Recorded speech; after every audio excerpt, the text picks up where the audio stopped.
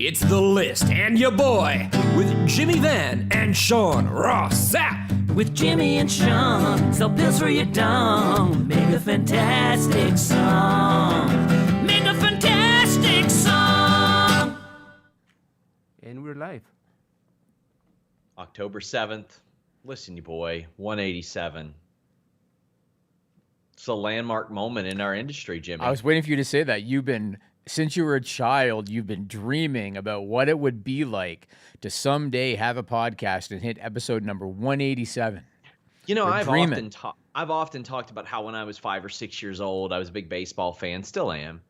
The Blue Jays were winning. They had the cool new stadium, the Sky Dome, and I sat there watching Joe Carter hit that home run over the fence, and I said, you know what? One day I want to do a podcast, specifically 187 episodes with a guy from that same city. And here I am, a success story, Jimmy. Did I tell you the story about how I pretended to be Kelly Gruber's cousin? Have I told you that story? I think so. I did, yeah. I think you did. Kelly Gruber. Yeah, anybody watching, if you ever want to get into a private box at an arena, just tell them that you're a superstar's cousin. Because that worked, and I got into a private box at the Sky Dome. What year was that? When they were big, so it would have been 92, 93? Yeah, around that time. How old were you? 19-ish, 18, 19. Wow, really? Because he was doing an interview for TV, and I was standing maybe 20 feet away, and then we saw there was a box open. We saw bottles of champagne in there. And so I strolled on over, and a security guard said, "You can't go in there." And I said, "That's my cousin." The guy's like, "Oh, I'm sorry." That's amazing. Yeah. That's amazing. Well, guys, leave a thumbs up, subscribe, tap that bell for notifications. I'll get the plugs out of the way. I had an interview with Ben Carter this past Monday. You've seen him in AEW. He's got interest from every company. Thursday, I have an interview with Amber Nova, who has appeared on Impact and NXT, going up on the site.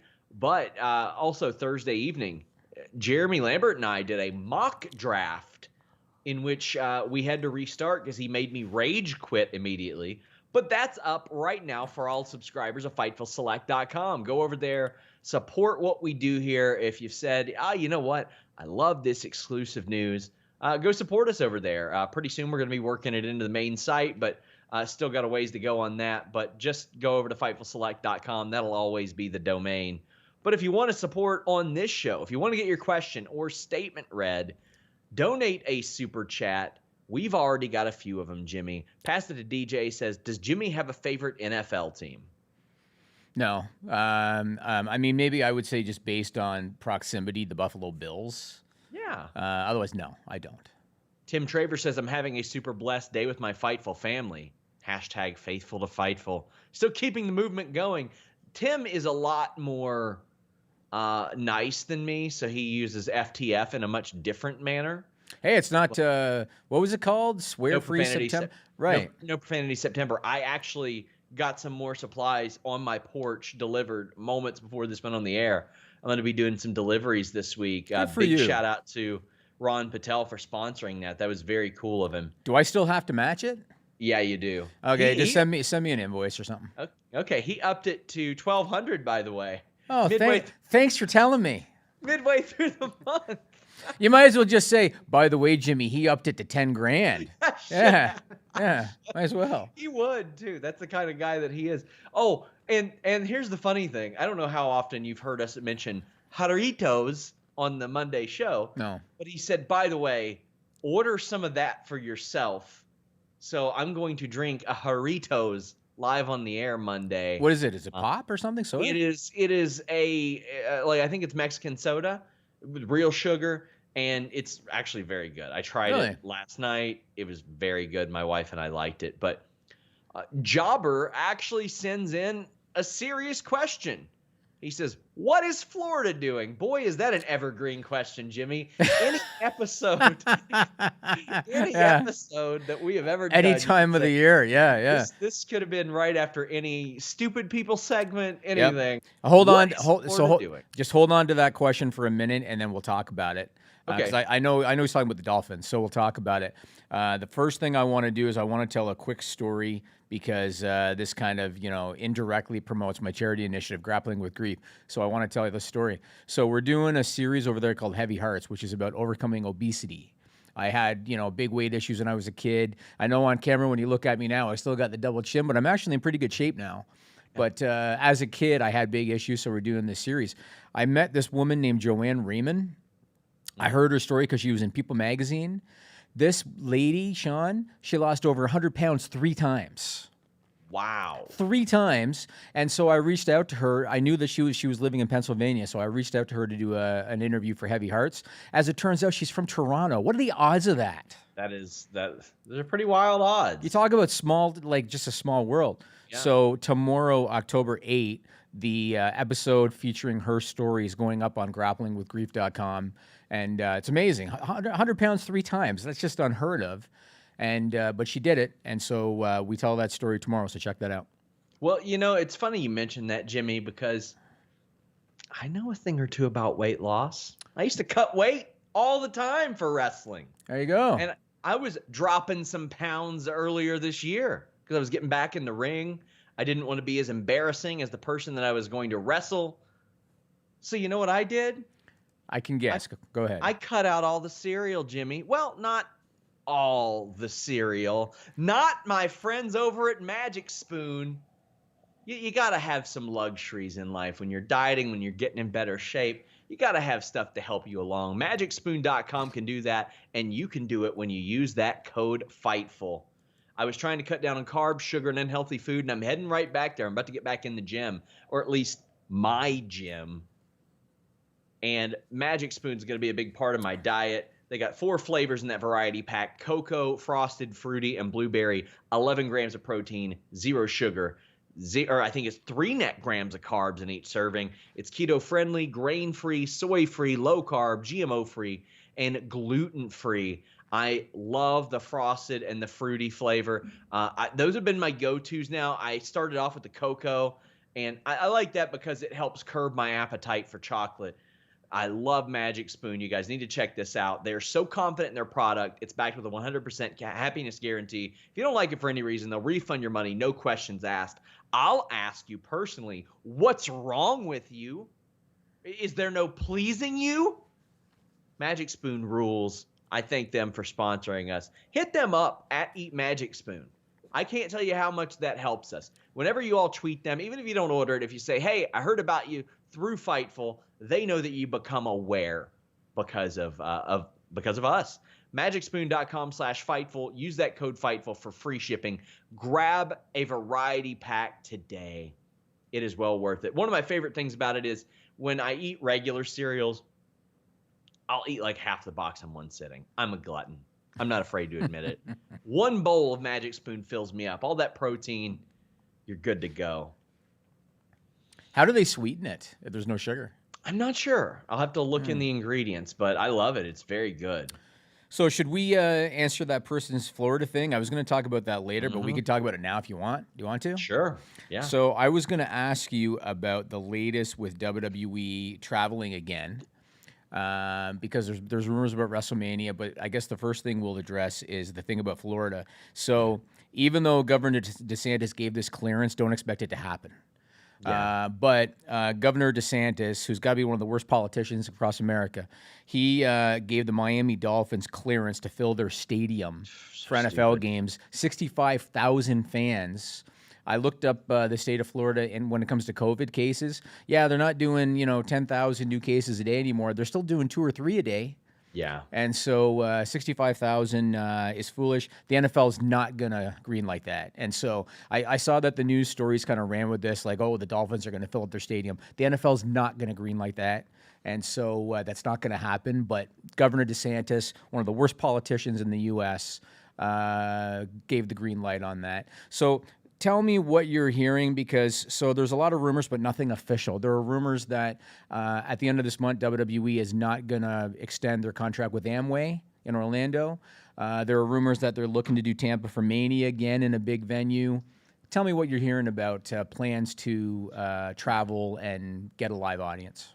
Around the same time that Gary Cassidy of Inside the Ropes had reported about the Tampa thing, that's something that John Alba and I had heard as well, and we were kind of checking into it, and it is what we've heard. Not only that, but in addition to WWE, there are other wrestling companies that are booking venues for this March as if it's going to happen in Tampa.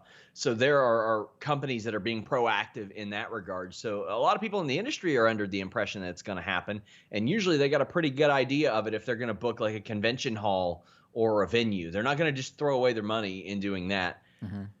As far as the end of the month, a lot of the stuff about them moving on and traveling was before the most recent outbreak. But I say that they're still planning on bringing NXT talent back to train, as if that wasn't what caused it to begin with. The fact that they were training 4 days a week, but only testing 1 or 2 days a week.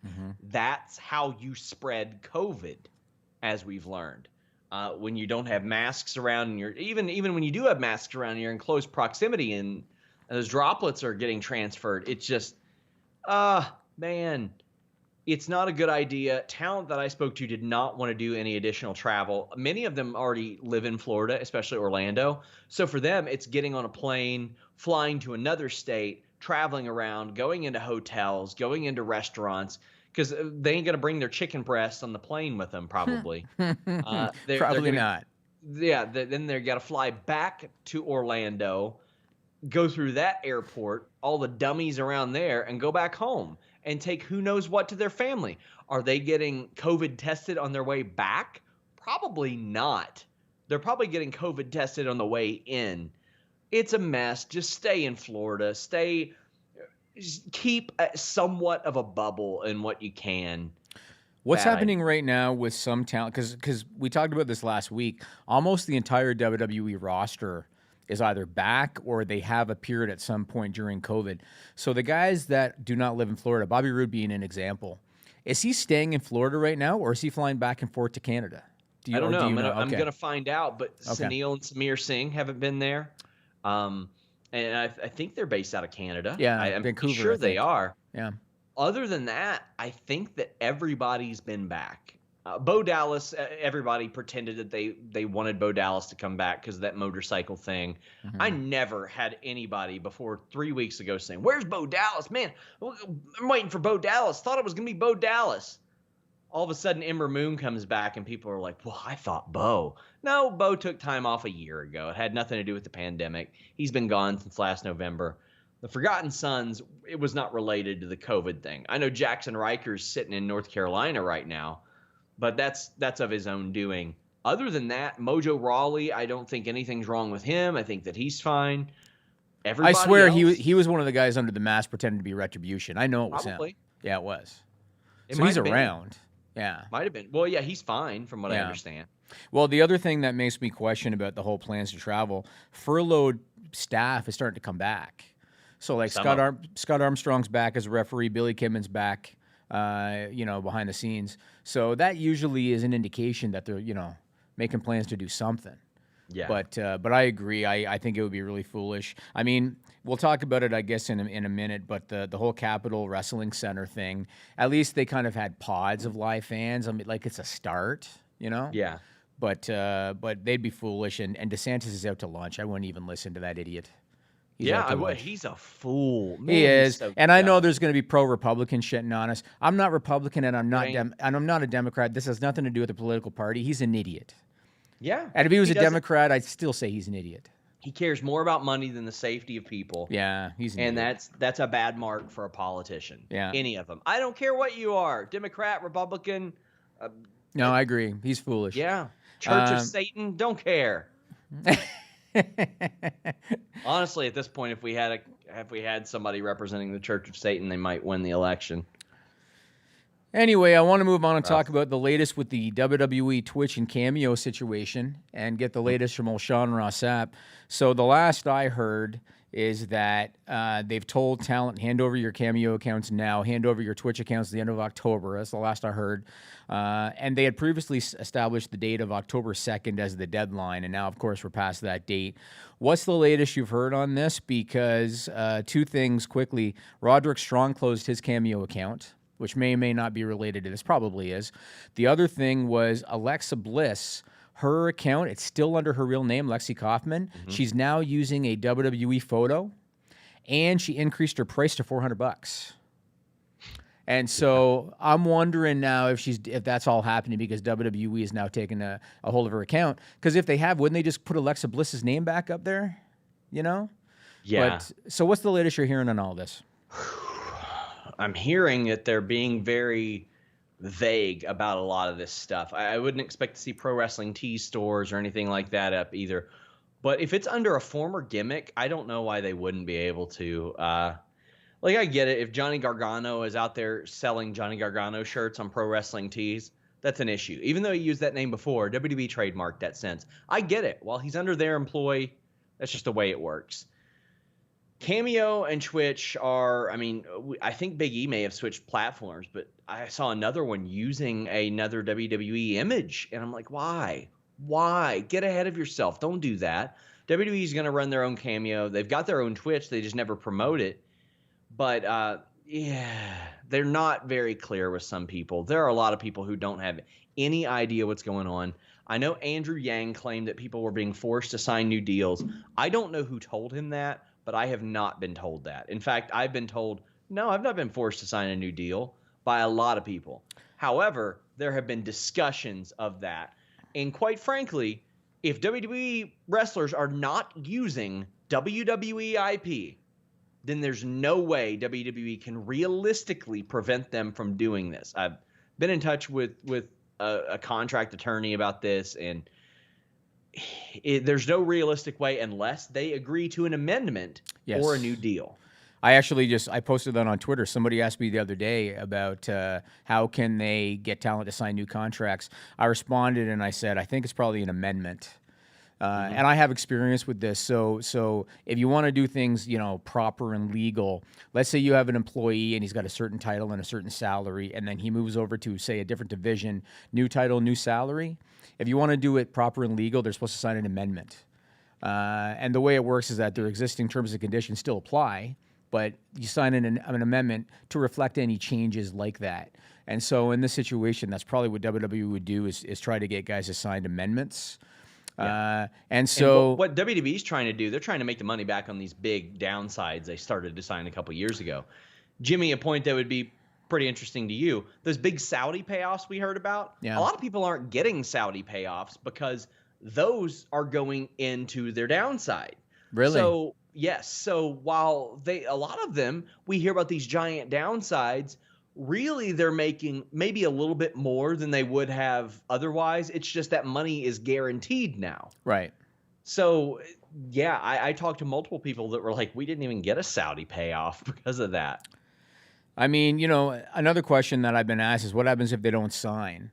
Obviously, depending on who they are, nothing's going to happen. If they tell Roman Reigns to get off Cameo, fine, Roman Reigns is taken care of. And what he makes on Cameo versus what he makes, on his contract is not the same. So Roman Reigns is probably going to comply. But let's say that Roman Reigns said, go fuck yourself. WWE is not going to do shit about Roman Reigns. But, and no disrespect to anybody, Paige, and I mean no disrespect to Paige, I believe Paige is still under contract because she got injured on their watch. Mm-hmm. She had to retire on their watch, and they wanted to take care of her, and it was kind of a good PR thing. If Paige rocks the boat enough, I don't think WWE will think twice about parting ways with her. And no disrespect to her, but that's just kind of my opinion on it. I think depending on who you are, that's going to dictate what WWE does. However, if they do release anybody, they're not going to say that's the reason because they're not that stupid. They're not going to say, well, we released Paige because she wouldn't give us her Twitch. They're never going to say that. They're never going to say that, but there is already a paper trail of Vince McMahon, the head of the company, in very vague, non-specific terms saying, this can result in termination. Right. And that was a bad move, I think, on WWE's part. The whole thing is foolish. Like, the whole thing is dumb. It takes into issue the whole independent contractor thing, and the whole thing is just stupid. And it's another one of these situations where they just kind of bully the roster, and most of the talent on the roster just kind of goes along with it because that's just what they've always done. Now, and with Paige, I think that if there's one person on that roster that would step up and say something, I think it'd be Paige, because she doesn't have an in-ring career. Yep. She's not featured on TV. Yep. She's making the amount of money that I heard, I don't feel comfortable saying on the air, because it's the kind of amount that I would want to check in on that she's making per month from Twitch. It's an obscene amount from what I understand. And to be quite frank, if she so chose, AEW, Ring of Honor, Impact Wrestling, any number of those people would give her a paycheck to appear on their show and say literally anything, to commentate, to manage, to be a figurehead. She's good at that stuff. And she's also got the movie now too. Yeah. Oh You know, my gosh. and, Yeah, and she's gonna make granted it is a WWE movie, but still, you know, she's got other stuff that she's done. She's got enough notoriety. But at the same time, if you're WWE, you know, you could look at it and say, what's her value to us now? You know, it might not be a lot to them. I mean, Jimmy, Tony Schiavone says that he still gets like $100 or $200 at the beginning of every year for a bit part in Ready to Rumble, which lost money and was out 20 years ago. Fighting with My Family came out last year, made 4 times its budget. So yeah, she's gonna make some money off of that movie for quite a while. It's gonna be like the Super Terrific Happy Hour. I don't know what that means. Jerry Seinfeld, 12-cent checks, his hand clawed up from signing 12-cent royalty checks. Oh wow! Remember that? Yeah, I didn't remember that. I did an interview with Victoria, Lisa Marie Varon, where she joked that she still gets a $25 check from WWE every so often. Have you ever read Missy Hyatt's book? No, I haven't. She was dating Hervey, and in the book she said that he would go to his mailbox. This is years later. He would go to his mailbox and there'd be royalty checks from the Wonder Years. Wow. Yeah, I mean, once this stuff is in syndication, they're continually getting paid. Like the Seinfeld people are making a shit ton. The Friends people are too. Oh my God! I'll tell you someone that I'm looking at to make a lot of money. Rob Dyrdek. You know him, the Fantasy Factory guy, ridiculousness, skateboarder guy. Oh my God! They've got. It's basically the reacting to fail videos that's on MTV. 500 and some episodes they put in the can. Really? 500 episodes they've got of that show. Unreal. He's set for life now if he wanted to. Well, one other thing about this whole Twitch thing that I wanna mention, because this is something else I've been asked on social media. Do most of the talent even care, since many of them are not active on Cameo or Twitch? And you can just tell by people's public personas. Paige is very active. I don't think Kevin Owens is. You don't see him doing any of that stuff. My answer to that is it's establishing precedence. And if I was a member of the WWE roster, that would be the reason I would be concerned, regardless of how active I am on Twitch or Cameo. It's establishing precedence. Once you give WWE the green light to take over a platform that you have been working on independently, that means they can basically do it whenever. What if Kevin Owens decides a year from now, hey, there's this new platform, and I kind of like it, and then a year after that, WWE, yoink, we're going to take that from you. You're establishing precedence. Yoink indeed. Yoink indeed, yeah. And so that's why if I was a member of the roster, I'd be concerned about it, and I wouldn't be happy about it. And we'll see. And you know, the shitty thing from WWE's perspective, Vince McMahon is a millionaire many times over. Stephanie and Triple H are millionaires many times over. They made that money in large part off the backs of their roster. They have these contracts making almost $500 million a year just on U.S. rights. And now you're saying, yeah, you made us rich, WWE roster, but that's not enough. So give us your Cameo. It's pretty weak. There are far too many people of the belief, oh, well, WWE made them. Well, no, it's not the way it works. It's a collaborative effort. You make the stuff. You give them that platform, but they have to excel. They have to do the work too. So without your roster, you don't have a company. Yeah. You know, that's how it is. And of course, Vince should make the most because he's the pioneer of it, and his money is utilized in order to kind of keep this vehicle running. But again, without that talent, you have nothing. And it's not like they're making so much on Cameo that they're draining your bank account. Come on.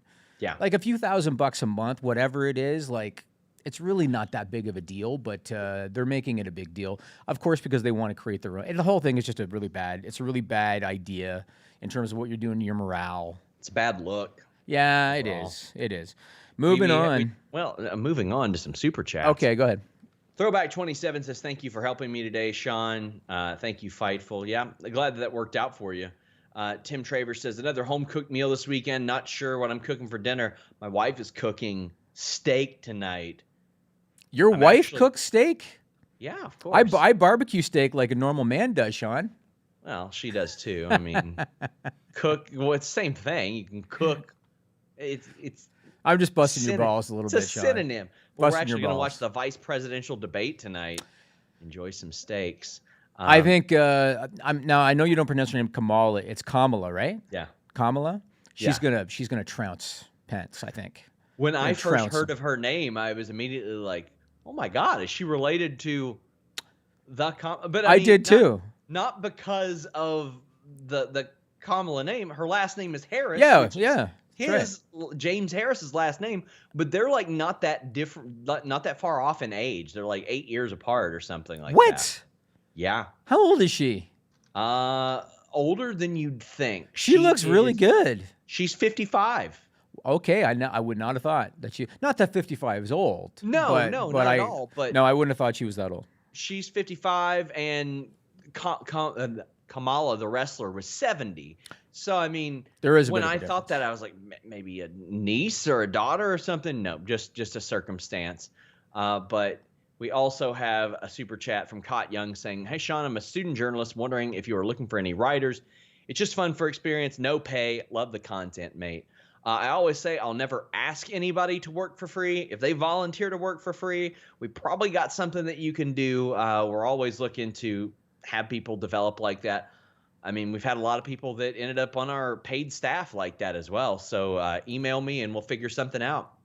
T Smitty 3000 says the Bianca Belair vignettes are great. Back in the day, Razor Ramon, $1 Million Man, and Mr. Perfect got over with vignettes before having a match. So did Crime Time. Val so did Venus. Val Venus. Yep. So did Muhammad Hassan. A lot of them happened. You have to walk the line of being cheesy, and I thought a couple of them were cheesy. I loved this week's. To me, I would have just shown the video that she tweeted of her running hurdles. My God, she blew the doors off those people. The question is, Sean Ross Sapp, could she have done that with the long hair? I'm not going to mention anything like that.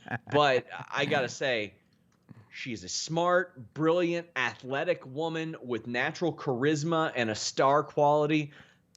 They'll find a way to try to mess it up, but hopefully they don't. Zach Barber says, "Black don't crack, Jimmy." Thank you, Zach, for that. Evan Wright says, "If you want a happy hour, hot diggity dog." I think that they should have played those vignettes before they actually brought her up from NXT. That would have made more sense. More hasty decisions, man. Yeah, that's the problem. If they had have waited, played those first, then had her debut, and granted, it's harder with no live fans.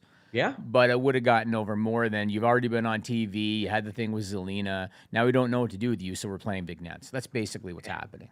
Evan Wright says, I don't know if you saw. I don't know. I got it. First off, I want to see if the article that I post or I assigned is up there. But a couple more plugs, guys. Taylor Hendricks has a ton of articles this week from the Jericho 30th anniversary. She's looking at Jordan Grace, even like all kinds of stuff. If you all haven't checked out her author page, Taylor Hendricks is doing all kinds of great stuff for us. Really, really liking that. So we got a super chat, and I don't think the article has been posted yet. Jeremy, oh, here we go. Yes, it has. Juice Robinson saying to go won't choppy his pee was wild. Saw that. Guys, one of the best promos in all of wrestling. Just wanted your thoughts. Well, for those of you who don't know, the guy Dick to Go was in Kai and Tai when they did the Val Venus choppy my pee or your PP thing. So I assigned the headline Dick to stay. Juice Robinson tells Dick to go he won't choppy his pee off like Val Venus. Wasn't he the same guy that said Poopsie Daisy? That was him, right? Yep, I assigned one on that too. Yeah. He's another guy that's probably going to get, I don't know what his contract situation is, but he's another guy that the American companies are going to go after when he's available. Yeah. So he's funny. He's funny. He's a good speaker. Aaron Entertainment says, "Did you see the WWE Bump mock draft? It was so bad." I did. It was, I think, maybe the second episode of the Bump ever that I've watched, and I watched it because, quite frankly, RJ City is my friend. I like RJ City. He was on the Bump? He was on the Bump, and he drafted against Xavier Woods, and as a troll to break up New Day, he drafted Big E first overall, which I thought was very funny. Nice. I watched about 2 minutes of the inaugural episode of the Bump, and I've not watched it since. It's a terrible show. My opinion. Yes, it is your opinion. Yeah. I like to keep the peace, Jimmy. Oh, okay. Well, cool. I just kind of say what I feel like saying. Just saying, I do consider it promotional malpractice. No disrespect to anybody that's there. Okay. Denise Salcedo should be on that show. Was she not? No, Denise Salcedo should be on the bump. She was on Denise, something. What was it? She was on their watch along a year ago yesterday. That's right. She was there when the Hell in a Cell happened. There you go. Oh God, that one. Yeah. Oh man. Imagine sitting there watching that and trying, being nice like Denise is and not burying the whole thing. Because Sean Waltman buried the whole thing. Did you see the guy on Twitter that defended that? Did you see that? No. So I posted something about, does anybody care about The Fiend now? Because we've seen him get his ass kicked by a bunch of guys. And one of them I mentioned was Rollins, and then he said Rollins never kicked his ass. And then you said actually Rollins stomped him like 42 times, and the referee stopped the match. And the guy tried to defend it by saying, but then he popped right back up. Oh God. It's like you're missing the point. They still made Bray Wyatt look like an idiot, which is kind of the point. But I want to move on and talk about something positive. And before I do, Camilo, I want you to hit Media 1. You gotta accentuate the positive, eliminate the negative, and latch on to the affirmative. Don't mess with Mr. In Between. And we're back.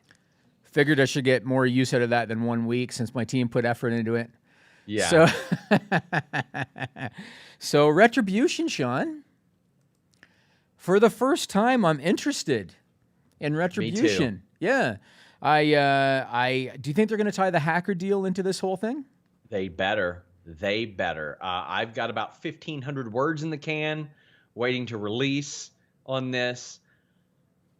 These guys went out of their way to make the best of a bad situation on social media, all that, and now they got Ali, who had the hacker thing, and even if they don't tie it in, if I'm Ali, I'm going on Twitter and I'm tying it in myself. Did you see the post on? It might have been the WWE on Fox Twitter account. No, they made reference to the hacker with Ali. Yeah, but WWE on Fox is not in canon. I know that, but at least it was, something even loosely associated with WWE. At least there was reference made, but they did. But I thought, now number one, Ali makes sense based on his story. And I really like what we've seen out of Cedric Alexander with his promos. I hope that we see the same with Ali. Just tell your story. This guy was supposed to be given a cherry spot. He was going to be in like a number one contender match. He got injured. Kofi Kingston was given the spot. Kofi caught fire. It was what it was. Ali got back from injury, and they had nothing for him. And he went so. A lot of people do say that, but he did get a title match like the next month. Did he? Ali did? Yeah. Against who? At Fastlane, 2019. He came back and he got put in that triple threat match. I don't even recall that. I think with Daniel Bryan. It was Daniel Bryan against Mustafa Ali and Kevin Owens for the WWE title. Jesus, I don't even remember that. Exactly. No, I don't think anybody does. But, even he himself on Twitter recently was kind of jokingly referring to himself as Main Event Mustafa because he was on Main Event every week. So that whole story, I think he needs to tell. But there was one thing about his performance on Monday that, to me, kind of outshone everything else. So, yes, it makes sense that he'd be in that spot. He has reason to have sourness, towards his position and everything. Makes sense. But the one thing about his performance that I love, Sean, the presence that he showed. Yeah. Like when he got back in the ring and he kind of slowly walked to the middle of the ring and then he looked at the hard camera. Not everybody has that. And I know it sounds like a really simple thing. It's not. How many guys have you seen that they go they work too hard with their facial expression, they look like a clown? Cedric Alexander did that on 2 Counts a lot. Where, he'd have a guy down for, say, 2.5, and then the look on his face, he looks like a clown because he's trying too hard. Mustafa just slowly walked to the center, looked at the hard camera. The presence that he showed, Sean, I watched that thing, and he's got a chance, this guy. He does. He does. I know. I've talked to Ali about it before. Vince McMahon does have the confidence in him for that. When those vignettes aired, Vince didn't say, hey, do this, hey, do that. Vince would tell him that he needed one, and he'd go do one. And then it would air as he presented it. That's a level of confidence, despite the booking, That's a level of confidence Vince McMahon doesn't have in a lot of people, because he didn't have that level of confidence in people like Steve Austin at times. You're right. Because Steve Austin, Bruce Pritchard would always say that the joke with Steve Austin was he would do things to make sure that they did it live or they did it once, so Vince wouldn't have him do it over and over again. Right. That is, man, I was so happy to see that for Ali. I was too. I don't think this has been the long-term plan. I really don't. But it makes sense because Ali has targeted the Hurt Business, and so has Retribution. It reminds me of a storyline in like 2010, 2011 in TNA that I thought was underrated. For months, you had Samoa Joe and I think Sting and Kevin Nash saying like, there's a conspiracy here. Bischoff and Hogan are trash people. They're trash. They're bad. And everybody looked at these three guys like the heels. Then Hogan and Bischoff revealed themselves as the bad guys, and you realize, wait, those Nash and Joe and Sting, they were the good guys all along. That's kind of what I see here with Ali and Retribution right now. What have they said that's not true? Sure, they chainsawed a ring. Who among us hasn't wanted to chainsaw that ring after watching 15 Apollo Crews Hurt Business matches? Yeah. It happens. They have been held back. And there's, And, I mean, they might have, maybe they should have thought twice on the Molotov cocktails. Might want to thought twice on that, maybe. Yeah, maybe Ali hacked a website and got him some good deals on it. Maybe he was able to skim somebody's credit card. But hey, have Ali say that he hacked some like access codes to get into the venue, anything like that? Make it make sense to me. That's all I'm asking. Evan Wright says, Dark Order stunk up the place before Brody Lee made it the best thing in wrestling. I'm willing to give Ali the benefit of the doubt now, WWE. That's a part of a column that I'm writing. It'll be up early on Fightful Select, but I was at the venue when Dark Order debuted, and it sucked, Jimmy. And through the end of the year, or through much of the year, Dark Order sucked. They adopted the cult thing, and I was like, you know what? This is a little tongue-in-cheek. I'll give it a shot. I think the low light for them was the punches on Dustin Rhodes. Remember that? Yeah, and to credit them, they referenced it on BTE. Evil Uno beat up and fired that guy. Oh, did he? Yes, because he thought that he was like they implied that he was like a mole or something trying to get into Dark Order, so they kicked him out of the group. Okay. I was like, cool. The problem again is it still seems like Tony Khan assumes that people watching BTE watch Dynamite, which isn't true. No, there's not a lot of BTE crossover on Oh, there's not anymore? There's not been, no. I mean, for the love of God, you've got Dark Order claiming that they've got a Chili sponsorship, and Brody Lee would go around to each member, what did you do with your $1 million? And one of them's like, I spent it all on tap dancing lessons. Like, they aren't doing that on the main show. Yeah. But I'll say this. Dark Order showing their individual personalities on Being the Elite has given them a lot more leash on the main show. People are a little bit more forgiving of them as a result. John Silver's got like getting cult status right now. And I think that Retribution doing that is helping as well. And I don't want to give away the whole damn column, but Dominic Dijakovic, he has shown how quick-witted he is. Mace, the former Dio Madden, he's done that weird typing thing, and that's pretty funny. Slapjack has that stupid-ass mask, so what has he done? He's grabbed, like, random pictures on the internet and just slaps the mask on their faces. That's pretty funny. Mia Yim is outright ignoring anybody referencing her in that group and is actively trolling Retribution on her personal account. Mercedes Martinez is pretending she's still on NXT, pitching to be a part of Legado del Fantasma. Like I think that they're doing each unique smart things to make sure that WWE doesn't screw this up any more than they already have. And Ali being a part of it, I love. Evan Wright says, John Silver's a national treasure. Protect him. He is great. He is a sawed-off monster.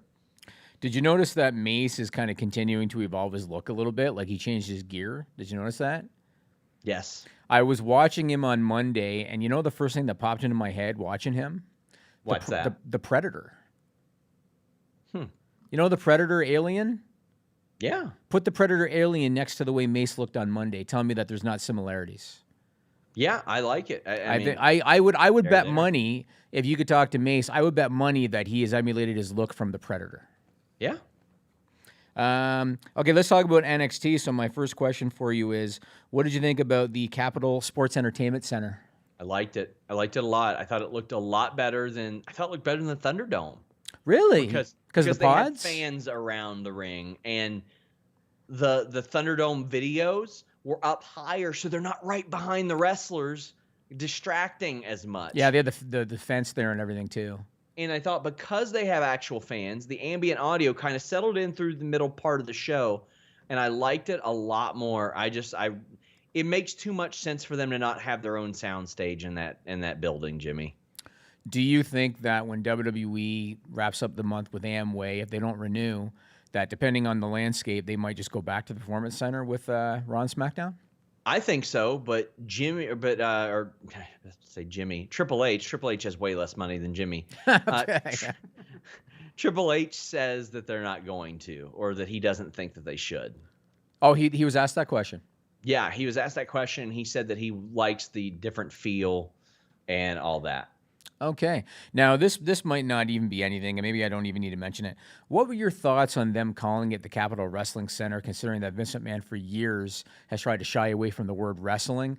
And you do have guys that will say wrestling, say in a promo or something. Yeah. But now they actually branded something, Capitol Wrestling Center. So what did you think about that? Or did you think, whatever, it is what it is? I thought I was a little bit surprised, but I didn't put too much thought into it because we have seen that terminology used much more in recent years.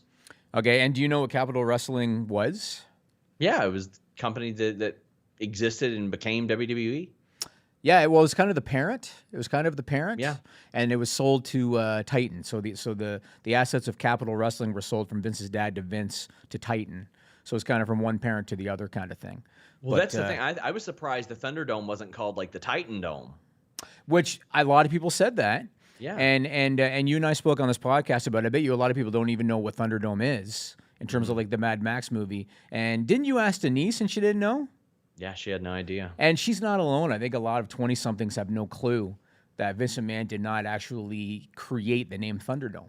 To me, it was so cliche to use Thunderdome. It was very 80s and yeah, it was. It's like, why would you do that? It was. I mean, remember Great Balls of Fire? Like, he thought that was a good idea. Yes. Stuck in the 80s. What have you heard about supposed plans for another NXT show? Because that's what we're all craving for, is more television.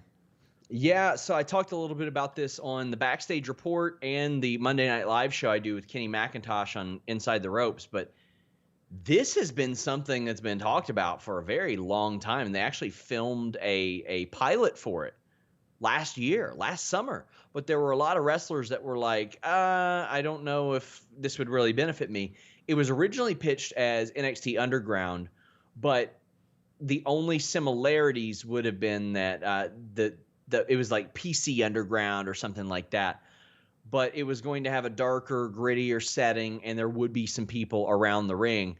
And it was for people that was going to get that needed exposure before they got to TV.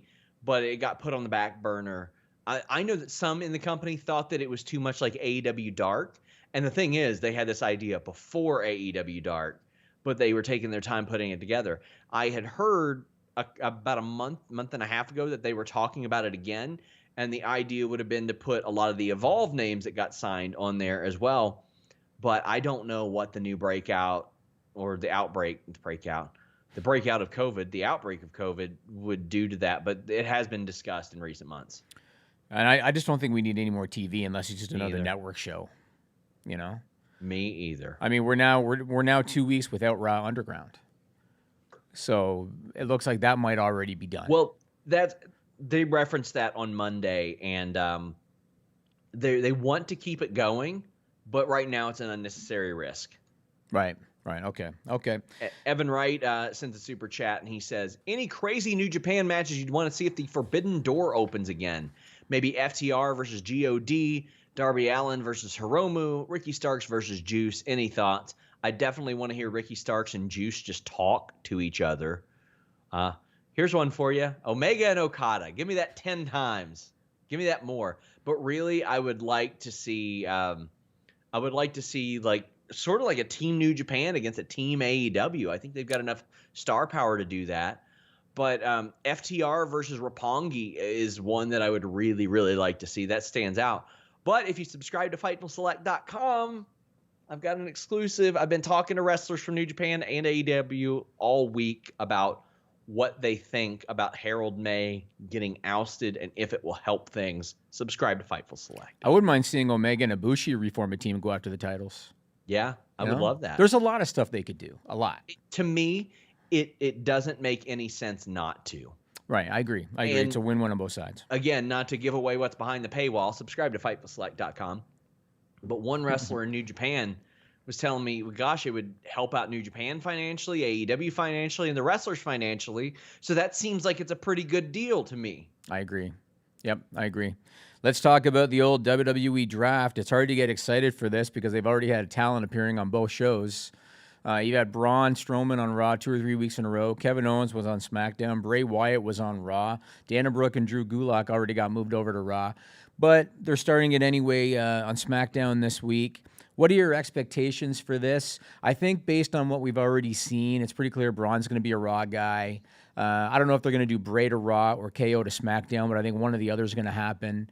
What are your thoughts? What do you think the big moves are going to be? Maybe Sasha to Raw after the Bayley match. What are your thoughts? Well, it's a draft, so the whole roster is probably getting shaken up and switched and all that. So, yeah, I mean like the big ones. Well, I mean, it's hard for me to say as a result of it's a draft. So, I mean, everybody is getting drafted. Like it's almost like everybody starts off on no brand and then you get drafted over. I think you got to move. Gosh, I was going to say Viking Raiders 3 weeks ago, I would have said, but they're both hurt. They're gone. Yeah. They're probably not even in the draft pool. And I would have said the Usos a month and a half ago to get them away from New Day. I actually wouldn't mind New Day moving over to Raw. I was thinking Street Profits to SmackDown. Yeah, but I mean, the Street Profits have the tag titles. Haven't they moved them before? Not like that. They haven't had the Raw tag title. Yeah, it was always the mid-card title, eh? Yeah, it was always that. And then the Universal and WWE title has been moved. Yeah. Because those are colors, but they're not called the SmackDown Championship. Yeah, you're right. And that's where they run into the issue with doing that instead of naming it something else. Yeah. It's hard for me to say. I think Sasha and Bayley will end up on different brands, though, and they should. I agree. And NXT, do you think they're going to be involved? Because there was a social media post suggesting it, and then Hunter said he didn't know. I don't think so. I think that they're being given Toni Storm and Ember Moon, and then that what they should do is say, oh, well, this person's contract lapsed after the draft. That should be the thing. If you want to make an excuse for somebody popping up at a different show, say their SmackDown contract ran out, say their Raw contract ran out, they signed a new one. Right. Yeah, and Evan Wright says, Dana Brooke has been drafted to SmackDown Live. Yeah, you never know. Drew Gulak, too. I would also like to see Rollins go to one brand and Rey Mysterio go to another because I'm tired of it. I'd like to see Apollo maybe go over to SmackDown, keep the Hurt Business on Raw. You know what I mean? Some of these things we've seen 53,000 times. That's a good way to end it. So I'd like to see all that happen. Yeah, and I think you got to keep the Hurt Business on Raw because there's 4 of them, and on a 3-hour show, they dominate less of the show than you would on SmackDown. I agree. Yep. Okay. And they got a program with Retribution coming up probably. Yep. Now, in terms of as far as Sasha Banks versus Bayley, so they're doing the match Friday. And I know that there was, a lot of kind of chuckle about the fact that that was something that you mentioned that they might do it on a SmackDown. You outright said that on the show. Yeah, and I actually don't hate the fact they did it. Mm-hmm. And the reason is because, again, the business model has changed, and this is something that people have to try to understand. WWE's money no longer comes from pay-per-view. And so it used to be you save it for the pay-per-view, you maximize the buys. It's not like that now. Now your money's coming mostly from television. And so I have no problem with them doing the match on SmackDown because that's your primary client or one of the two. The only thing that I would suggest is maybe you build it further. Instead of they had the attack, they did a couple of promos, and now boom, you're going right into the match. Maybe you stretch it out a little longer. But doing it on SmackDown, I have no problem with it. Because, again, that you appease your client. Fox is one of their big partners now. I'd do it commercial free. You could do that too. Please do it commercial free or do a bait and switch. It's one of the only times I won't complain about a bait and switch. Yeah. What else should I talk about? Let's talk about NXT injecting fresh talent into the mix. Now, the first thing is, what did you think about Ember Moon and Toni Storm both coming back within like minutes of each other, kind of thing? A lot of people didn't even know that the video for Toni was going to air. Ember didn't. Ember had no idea, and then she does the return right after. That was a very confusing idea, but I don't hate it. I mean, why not? Just because it's not the way things have been done. I like people doing things opposite of the way things have been done for a long time. You immediately let people know, wow, Candice is a contender. Io Shirai is really good. Rhea Ripley wants a title shot, but there's also these two women, and one of them has been a world champion there. Oh, and the other one was a pretty good world champion or a UK champion overseas. That is a massive injection because honestly, I expect them to lose Candice LeRae. I think they'll probably lose Aaliyah and Rhea Ripley. I think they'll lose them. So getting Toni Storm and when you say lose them, you mean to the main roster? The main roster, yeah. And like they might call up Casey Catanzaro and Caden Carter. WWE loves to do that. Just random people. And Aaliyah's been on that roster for like 5-6 years. She was on Breaking Ground 5 years ago, Jimmy, on that documentary show. So it wouldn't surprise me to see her get called up. And I like them adding Ember Moon and Toni Storm. You're paying these people all this money, and I get it. You're paying them these big downside guarantees, and you might look at it and say, oh, they need to be on Raw and SmackDown. Well, why not have them on the show that's struggling to hit 700, 800,000 viewers to bring that up, to bring the quality of it up? You need to make money for that show too, so I don't mind it. I agree, and I think Ridge Holland is he's a beast. Rich I think he'll be good. He's a beast. He kind of reminds me of like if Brock Lesnar or Kurt Angle had a baby. It would kind of come out looking like Ridge Holland. He's a beast, and I'm curious what he's going to do. And Kushida, they're pushing. Yeah. Oh, yeah. Dream. And they should. They should. I Yeah. like Kushida a lot. I got something for you to talk about. Yep. This Friday, Fox is doing a kickoff show for the season premiere of SmackDown, hosted by Booker T and Renee Young. Really? So she's still getting that Fox money. Well, she said that. Yeah, she's still working with Fox. Yep. And they found a way creatively, and she's being billed as Renee Paquette. Good as for opposed to Renee her. Young. That warms my heart, Sean Ross Sapp. Me too. Good for her. I got nothing but positive things to say about Renee Paquette. Who could talk shit about Renee? Come on. Nothing. Who could talk? I'll say this on this podcast. If you talk shit about Renee Paquette, you're a piece of shit. Because Renee's, who could not love her? She's awesome.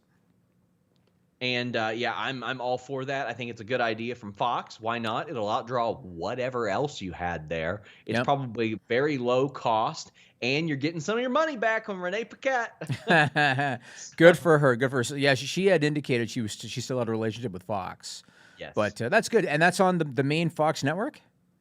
Fox, I think it's Fox Sports. Fox Sports. Yeah. Okay. Good for her. Boy, that'd be really cool. They had CM Punk there too. Yeah. You know? Yeah. Oh, it says, okay. I'm trying to look. It doesn't even say. My God. Doesn't say what? What channel? Okay. Well, good for her. One other thing I want to mention, kind of putting you over a little bit.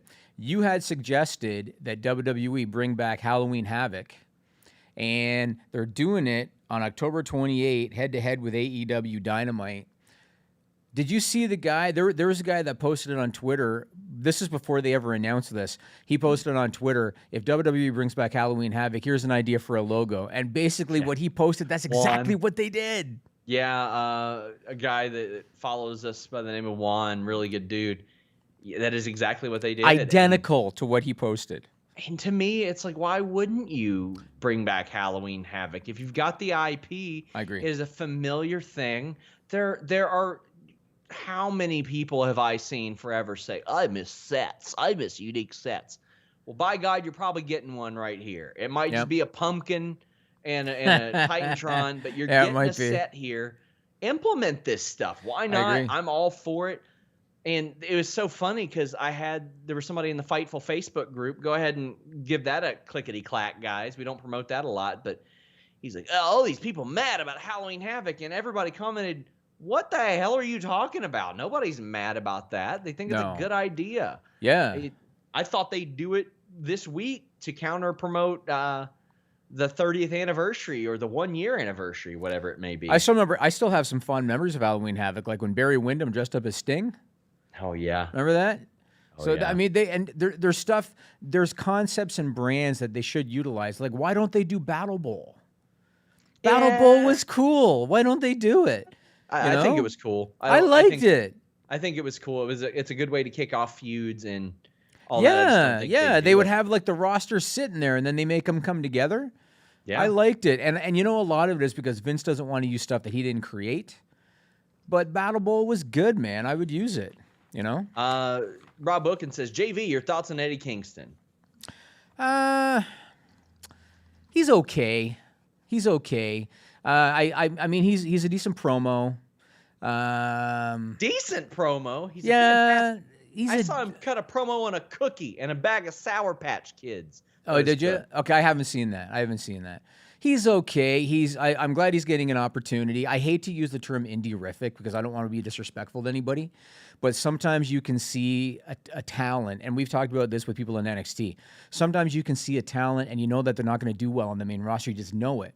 And again, going back to Bo Dallas, and I mean no disrespect, you knew Bo Dallas was not going to work out on Raw or SmackDown. You just knew it.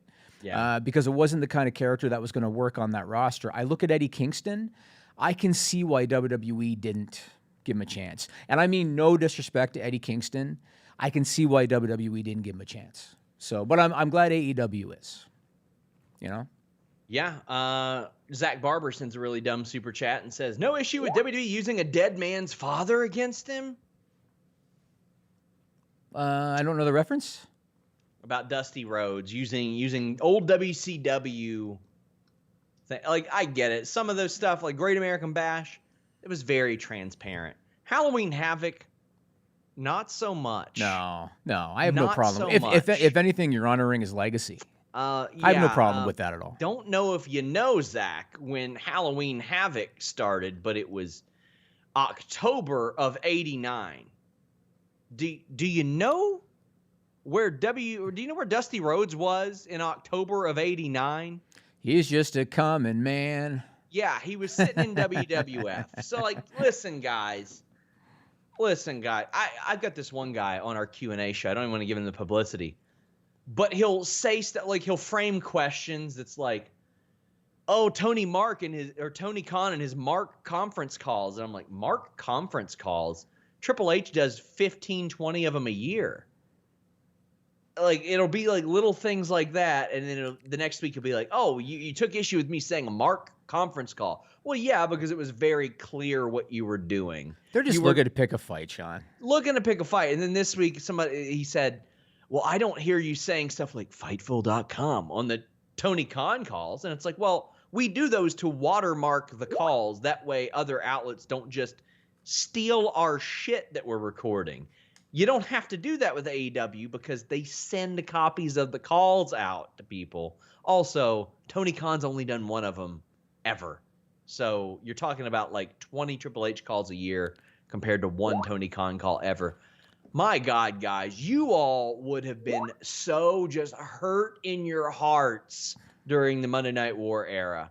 You all would have whimpered on your wieners over and over.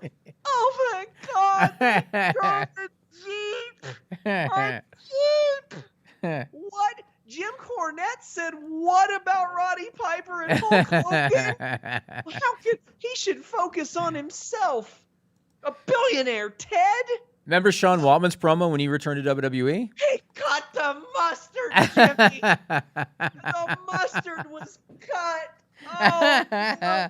Brian Adams just showed up on WCW and he complained about the Montreal Screwjob. Rick Rude! Rick Rude! He doesn't even have a mustache! We're gonna pull this clip out and we're gonna use it somehow. WCW, can you believe they just ran a commercial where Sting was beating up Vader, but Vader's in WWF now. And they had the gall to say This is where the big boys play. I don't think people in WWF are that little. What? Oh my. Mike Awesome! He's the ECW champion! You can't do that! If you go to FightfulSelect.com after this, we're gonna do the list goes on. We're gonna talk. The lights are gonna go out and then come back on, and Jerry Lawler's gonna be there. That's the ECW though. He can't be over there. Why is Steve Austin dressed up like Hulk Hogan on ECW TV talking about being held down? He's just bitter. He'll never get anywhere in his career being bitter like that, Jimmy. Never. No, Steve Austin, who'd he ever beat? God. So, FightfulSelect.com, the list goes on. We're going to talk about Lana. We're going to talk about dog collar matches. We're going to talk about Chris Jericho. We're going to talk about Miro. And we're going to talk about non-WWE, non-AEW promotions, how they're doing. And a couple other topics, too. So, FightfulSelect.com, list goes on. Check that out. Double A96 says, the offer for Monday Night Live is still open for my aunt. I got offered financial means to seduce someone's aunt away from their general living area. So I'm booked later this month, Jimmy. Thank you guys for the super chats. Please leave a thumbs up. Please comment. That stuff helps a ton. Until next time, we're out.